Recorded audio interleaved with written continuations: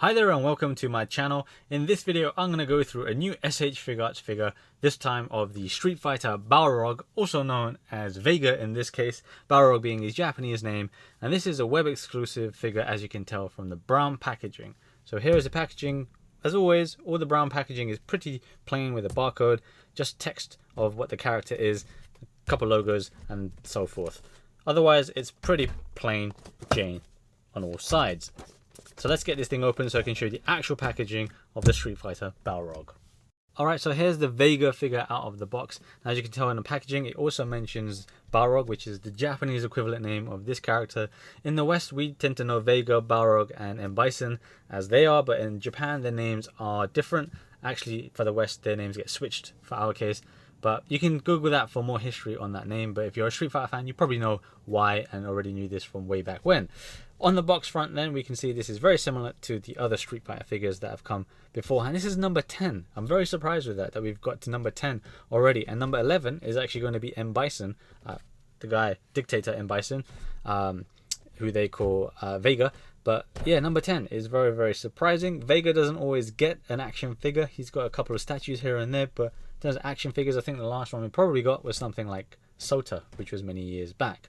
Anyway, you can see the figure here, which is looking pretty good so far, and you can see some of the optional parts he comes with.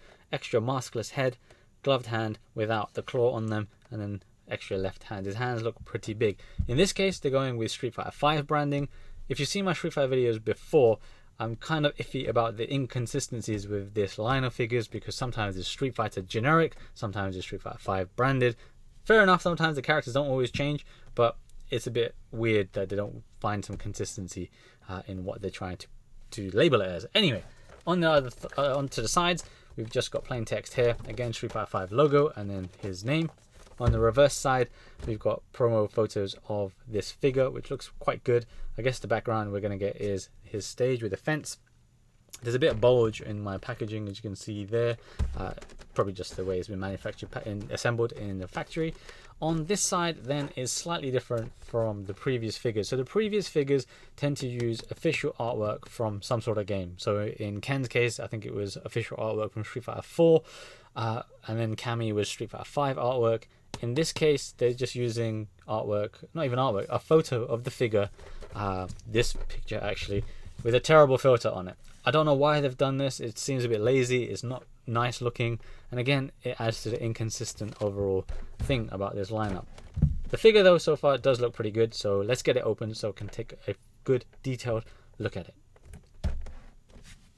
So here is the Vega figure unboxed. Just to explain again quickly that for us in the Western world, this guy is known as Vega, or if you want to use the universal name for him, Claw. That's because once Street Fighter came out in the West, they switched some of the final bosses around, the names around. So this guy was Balrog in Japan and still is Balrog in Japan, but in the West he's known as Vega. So here's the figure, optional part here with the background, and then the extra hand and a bonus face, which I'll go into first. So you can see it comes with the mask as a default option, and that's just Vega's trademark mask. But of course you want to see what he looks like beneath that mask, which they've gone with this sort of look. It's not the prettiest or pretty boy sort of look that Vega has, and I think it could be better, but it still serves its purpose. They've gone with a brunette or reddish sort of look with Vega's hair rather than a blonde look, which some people may or may not prefer. I prefer the blonde sometimes, but this still looks okay. You can see he's got a bit more feminine features, which is something that Vega is known for, to being very pretty. Even though he's a guy, he has a bit more feminine features about him. So this is the hair and the head. You don't have the ponytail here. That's actually something that you replace from the default head, and I'll show you that later on in this video. So I'll put that aside. He comes with one extra fist. Now if you notice and look closely, this fist has no claw attachment on the back of the palm or the knuckles. So this is actually for, say, when Vega loses the claw in Street Fighter. If you play the game, if he blocks too much, the claw can become detached from him. So you'd want to use this fist for that. So it's got the black gloves on them, but no detail of the claw attachment. I'll show you that in more detail in just a second. Then he comes with a pair of fairly open posed hands. Now these can be used, say, if he's throwing a rose, which he doesn't come with sadly, but that's one of his trademark sort of poses, or his taunt, where he throws a rose at his opponent.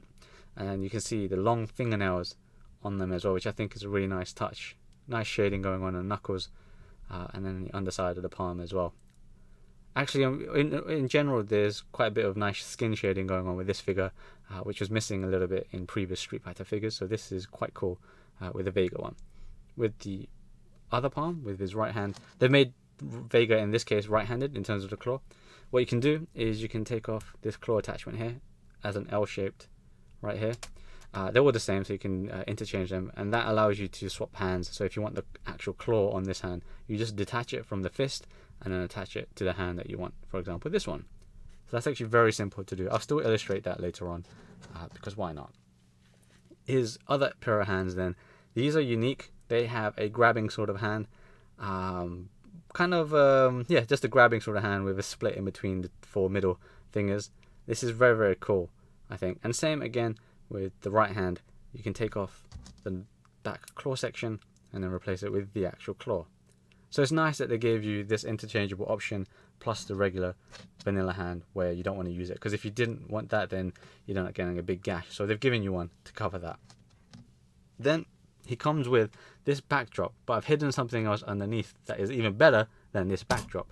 So with the Street Fighter S.H.Figuarts figures, all of them come with sort of a unique accessory or part for said character. So in Ryu's case, he came with the Hadouken. So did Sakura. Chun-Li came with lightning leg effect pieces. Rashid came with a tornado effect piece, and so on.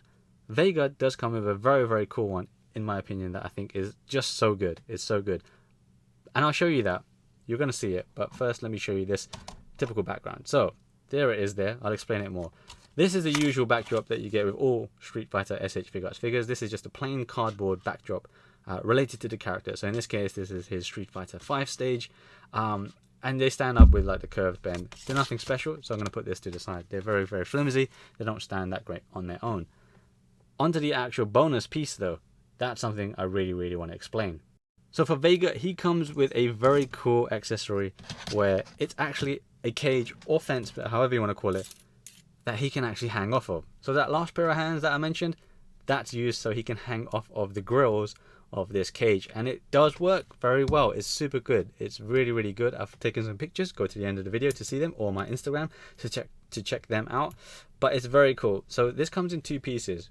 Both of these are the same size, and these protrusions at the top here, they let you combine it. So if you want to stack it vertically, you are able to do that just by aligning it. Oops, sorry. If you align it properly, unlike me. How am I doing? Oh, sorry. I should put it the right orientation so you can see the grills on the outside bit. So what you do, line it up and then join them together. And there you go. So they're stacked top to bottom. These 2 pieces here, these are just to balance it and make it sit upright. So you've got the hole right here and here on the bottom, and you just attach it like so. Sorry, I'm not even showing you that, but let's move Vega out of the way very quickly and show you clearly. So again, this is the base, and then you plug it in, and there you go. The the cage stands on its own quite well. What's very, very cool about this cage as well, you can orient it so it's sideways instead, which I'll show you. Again, you can see the protrusions here. Let's just take this off from the top, and then instead of doing it top to bottom, you can do it left to right, same sort of way. I'm going to leave the stands where they are, but you should move this one to the end, and there we go. We got it going left to right. Now what I'm going to do, I'm going to put it back to top to bottom so I can illustrate later on how this guy stands. So again, what you do, you grab the relevant hand, and this actually just kind of hangs off. I actually can't fit that in, but there we go. It just hangs off. So hopefully I can show you that in better detail in just a moment. So I'm going to put this to the side and then carry on talking about the actual figure itself. So for the actual figure, on first look, it is quite nice. The details on it are pretty accurate to your typical sort of Vega interpretation, with the snake tattoo across his torso and his arms, the sash, and then his pants as well. Colors are slightly here and there. You might like different colors of Vega from different games, but they've gone with, say, the blue sort of look on his pants, blue and yellow, rather than a more purple sort of look on this section, and that's okay. I still think this looks very, very cool. Looking closely then, so with his mask you can see the little snake, or the J, however you want to call it. I always refer to it as a J because it looks like a J on his mask, and the mask looks pretty good. It's nicely sculpted, and you can see his eyes into the head underneath, and I'll show you the unmasked look in just a moment as well. Again, the hair is very similar to what was on the alternate head, but on this head, because it's the masked one, you see the straps are also painted on, and then all the way to the other side. This also now shows you the rest of his hair, so this bit here, and then the actual braided section down below, which is very nice, and it ends with a gold little band there. This does come off a lot. It's actually just on a ball joint, so you can move this here like so, and you can see it almost came off. It does come off quite easily, so I'm going to leave it on for now, but if it does come off, then I'll leave it off and then put it to one side. It's one of the smaller issues I have with this figure. You may not have the same problem. Here though, it can also articulate, so if you want to look upwards, then that allows him to do so, and I'll show you that when I cover the articulation fully. Of course, then he's got the gold band around his bicep, and then the gold around the wristlets, you can say, on both hands, and of course the claw. This is very similar to the others, and I'll show you. You can take this off and then put that claw on a different hand. The claws themselves are a nice silver paint, straight, not curved at all. So you don't want to bend them either, because they're not a soft plastic, so they may just snap or crack if you are a bit too rough with them. Remember, these aren't toys, so try to be careful with them. Long fingernails on his fists as well, which is a Vega thing. Then of course you've got the snake across his body and his arms, all the way down to the back and underneath into the crotch sort of area as well. I think the snake bit could be a little bit better because his skin tone looks good. He's got a nice shading on his skin tone, but the snake sort of looks a bit more like a sticker, so it pops out a little bit more in my opinion. Then you got the sash. Actually, this sash, this comes in a piece here, so I'll take this little bit off. It's the same thing as it is on his hair, so you can just plug this in to the sash. Once you get it out of the box, it's not connected by default, so I'm going to put it back again. Oh, missing it. Let's try and line it. It's very small, so it's a bit awkward to get on camera. There we go. And it does articulate up and down and swivels, so it gets you some motion in some of his poses. I've mentioned the patterns already, so let's go through that again. This is blue with the yellow trim on each side of the leg, and then a little cut here just below his knee, the white socks, and then his boots, which I think are quite good. They're nicely sculpted. Below there's nothing going on, it's just flat. So overall this figure does look quite good. What's noticeable to me, I mentioned before, is the skin shading, which previous figures lacked quite a lot. Like even the Blanca figure, which was the one most recent before this, Sakura, Ryu, they all kind of lacked some like muscle shading, and this guy does have it, and it looks really, really better for it. Going through the articulation then, so you can move his head up, and I mentioned the hair already, so that's articulated there. You may occasionally see that the hair on this bit comes out, so this overlaps on the outer edge. You can just tuck that back in and it should be fine. You can look down a very good amount, side to side, and you can look either direction. Then for his arms, you can see his arms can move up there from the kind of collarbone area, but actually lifting up like so and twisting all the way around like so. So it's all good. And then he's got the swivel here as well.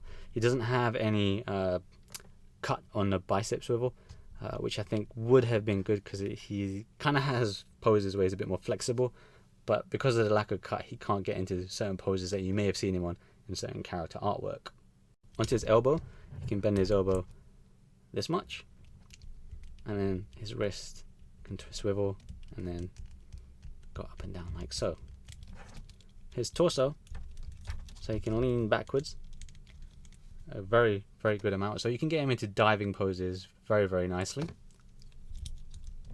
Tilt side to side, upper twist like so. You may get some scratches because of friction, so paint may come off because of that.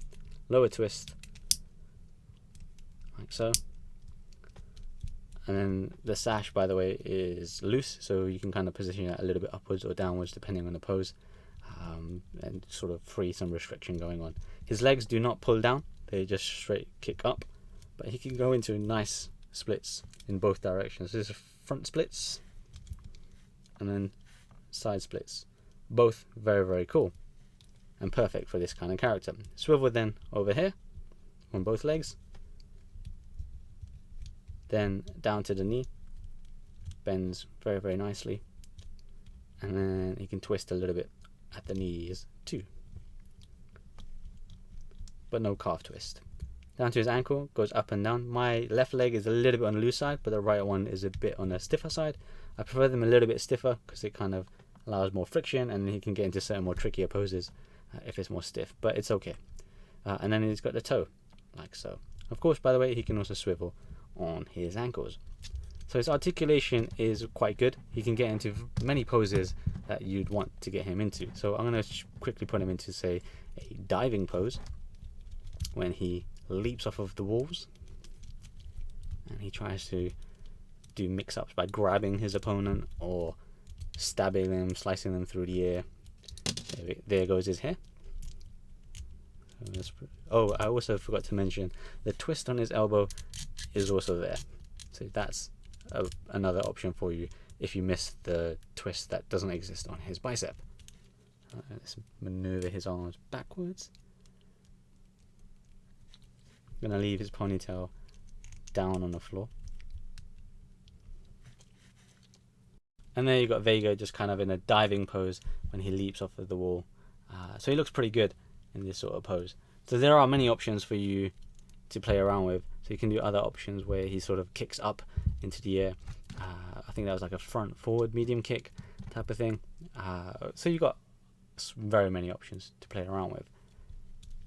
Now that I've shown you all of that, let me show you then how to change his head. So all you got to do is, actually before that, let me just unmask him, because this is actually quite, it's a little bit funny, but look away if you're a bit of the faint of hearted. So let's do this. All you got to do is you've got to tuck your thumb under and then pull away, and there we go. We've got unmasked Vega, and it's pretty scary looking. Reminds me a lot of actually No Face from DC Universe, but yeah, it's quite funny. But there we go. What I'm going to do then is take off this head, and now you've got a few ways to change the hair. So I'll take this bit off from the default head already. Now you can either apply this right now, or you can do it later. I'm going to do it now because for me sometimes it just works a little bit better. So I've done that. Then what you do is line the actual head up with the hole in there, and then force it on, and hopefully hear the click. And that didn't work for me this time, but I'll try again. There we go, there's the click. So his unmasked head is now on, nice and secure. Then you can see this is the bit where I said it overlaps the other way around. Spin his head forward a little bit, and then just pinch it and tuck it in on both sides to reset it. And there we go, the unmasked head is on, and it looks fine with the hair as well. You get the articulation still, as usual. Just put that ponytail with the braid bit back on, and then you're ready to go. That's actually something that I was wanting to talk about, but it's happened now anyway. On my figure, this is something that may or may not happen to yours, just like the loose joint here. On my particular figure, his forearm joint is a little bit loose. So it's just something to keep in mind when I pose him. It may not happen with yours. Hopefully it doesn't happen with yours. All that you need to do is just push the joint back in, and it should be fine. It's just a wee bit loose, so if you pull it, it can come out. So that's another minor thing. So that joint, and then the loose braid hair can be a minor thing. I do occasionally also have him disconnect from his hips. That has happened a few times as I've recorded this, but I haven't shown you that. But it can happen. So just be mindful of whatever these issues, or if they ever come up on your particular unit. Let me change his hand then. So his claw also came out on that moment. So I'm going to change the fist and then put on the climbing hand, because that's quite cool. So climbing hand is on. That's also come off now. And then put on the claw here. Now this one I'm also going to change to the climbing hand. And hopefully try and bring the cage out. Now it didn't fit on the stage before, but I still want to try and show you how to pose him on that cage. So I'm just going to bring him out like so. So I can't fit it on, but the pictures would definitely show this in better light. So what I'm going to do is I'll show you like this for now. I'll put his hand here. I'll go for the top corner because it's usually the easiest, and I just kind of position his hand like so. And then, okay, actually I'm going to pose him a bit better. So I usually position him sort of like this, where he's a bit more ready. Change that. And actually, just to point out, because he's got heels on his boots, if you position it carefully, they can also rest on the actual wires as well, like so. Obviously they're not like, it's not a super big heel, so it can slip off, but if you're careful with it, it does work. So let's see. You'll have to play around with this a wee bit because of course Vega is a weighted figure, but once you tinker with him quite a bit, it definitely does work quite well. Now let's see if I can show you that a bit better by moving the camera up. So mine is actually hanging off just from the back two fingers instead of the front two fingers. So just reposition it how you need to, and then you'll get him hanging off in a very, very cool look. It can take a little bit of work to do, but it's quite rewarding when it does happen, and you get a very, very nice pose out of it.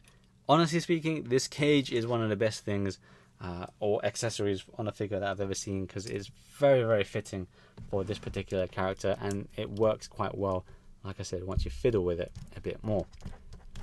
I've just kind of shown you a very, very brief glimpse at it. Take a look at the photos on my Instagram to see a few more poses, all in all, with that cage. So that's the Vega figure. It's very, very cool overall. I do actually really, really like this. There are a few issues that I've pointed out or that have happened accidentally on this video, and that can happen with a lot of figures, to be quite honest, but these are the ones that happen to me on this particular figure. Yours may or may not have that. Hopefully you don't have any of those issues, because you know they can hinder the experience and enjoyment of a figure if it happens too often. Now let me quickly bring out a couple of the other Street Fighter figures just to show you side-by-side comparison of them.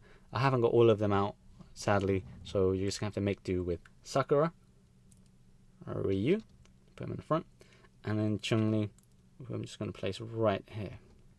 Now I do have all the figures. You can check out my channel for a video look on every single every single figure from the Street Fighter S.H.Figuarts line so far. Remember, this is number 10, and I will cover number 11 soon. Vega is taller out of all the Street Fighter figures so far, I believe, and that's quite good. Vega is a lanky character. Now I'm hoping they can do Sagat, because he's a massive guy. T-Hawk too is another massive guy, and Zangief, and there's more taller characters. But all in all, this is what they look like together. I think they look very, very cool together. There's a consistent sort of look going on with them. So if you're carrying on or want to continue this line, by all means, I think you should definitely continue it, because Vega is a very, very cool figure overall, and he's a good addition to this lineup so far. So I'm going to put these guys back. Just to also mention, Vega stands at roughly 16.5 centimeters. The others were sub 15 centimeters, Ryu being around the 15 centimeter mark. Just to put that into perspective for you guys. So the next figure coming out for the S.H.Figuarts Street Fighter lineup is going to be M. Bison, or Dictator as his universal name, or Vega for his Japanese name. And that one is something I'm also looking forward to quite a lot. I don't know what's coming out after that. I'm kind of hoping for, on my personal wish list, is Karen, because I really like Karen. And then Fei Long, even though Fei Long is a pretty basic looking figure, I do like that character too. And Guy would be another one that I'd be very, very interested and excited about to get in Street Fighter S.H.Figuarts form. What worries me though is these figures are now becoming more and more web exclusive. So Vega was a web exclusive, Blanca was a web exclusive, and the next one, M. Bison, is also a web exclusive. So I'm kind of hoping that doesn't lead to sort of lower sales, and therefore Bandai just cancelling this lineup, which would be a shame, because Street Fighter figures always end up getting cancelled, and they always end up doing the same sort of characters over and over and over again. So in terms of S.H.Figuarts then, if you are collecting this, continue collecting it. This guy is a good addition to have. If you are a big fan of Vega as well, again, this guy is a good figure to have. Your options are kind of limited in terms of manufacturers who make Vega. You've got Storm Collectibles, who also do Street Fighter figures, but their scale is much bigger, much taller, and they're not really for me personally. So I can actually recommend this Vega figure. I got mine from Nippon Yasan for around 8,000 yen. He may or may not be the same price. I believe he should be. He wasn't that much in demand even after he came out, which is a few weeks ago. So try your luck. Try your luck. Anyway, thank you for watching. It's very, very appreciated that you share this and like my videos. Do check out my channel for the videos on all the other Street Fighter S.H.Figuarts figures, and then more as well on top of that. Thank you for watching. Stay safe wherever you are and have fun wherever you are as well. Stay tuned for the next video. Bye bye.